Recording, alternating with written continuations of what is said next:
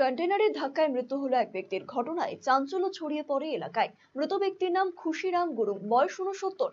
সে হাতি ঘিসার মঙ্গল লসিং এর বাসিন্দা। জানা গিয়েছে, বৃহস্পতিবার সকালে নকশালবাড়ির হাতি ঘিসা এলাকায় এক ব্যক্তি প্রাতঃ ভ্রমণে বেরিয়েছিলেন। সেই সময় বাগডোগরার দিক থেকে আসা একটি কন্টেনার তাকে পেছন থেকে ধাক্কা মারে। ঘটনাস্থলে মৃত্যু হয় ওই ব্যক্তির। ঘটনার খবর চাউর হতেই স্থানীয়রা ভিড় করে এলাকায়। খবর পেয়ে নকশালবাড়ি থানার পুলিশ ঘটনাস্থলে পৌঁছে মৃতদেহটি উদ্ধার করে ময়নাতদন্তের জন্য উত্তরবঙ্গ মেডিকেল কলেজ এবং হাসপাতালে পাঠায়। অন্যদিকে কন্টেনারটি ঘটনাস্থল থেকে পালিয়ে গেলেও খড়িবাড়ির কোয়ার্টার মোড়ে গাড়িটিকে আটক করা হয়েছে। চালক পলাতক। গোটা ঘটনা তদন্ত শুরু করেছে নকশালবাড়ি থানার পুলিশ।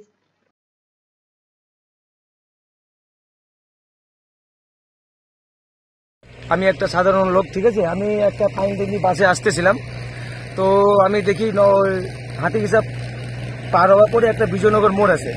বিজয়নগর মোড়ে একটা লোক ওয়াক করতেছে, মর্নিং ওয়াক।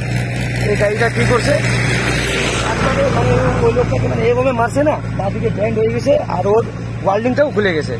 বাদিকে ব্যান্ড হওয়ার পরে ওয়ার্ল্ডিংটা খুলে গেছে আর ও মারে পরে পালাই গেছে। লোকটা তো ছিটকাই গেছে, ওইদিকে ছিটকানোর পরে ও পালাই গেছে। তারপরে আমি একটা বাসে ছিলাম, যে বাস ইঞ্জি দিক থেকে পাইন আসছে। ওই বাসওয়ালাকে বললাম, দাদা ওই গাড়িটাকে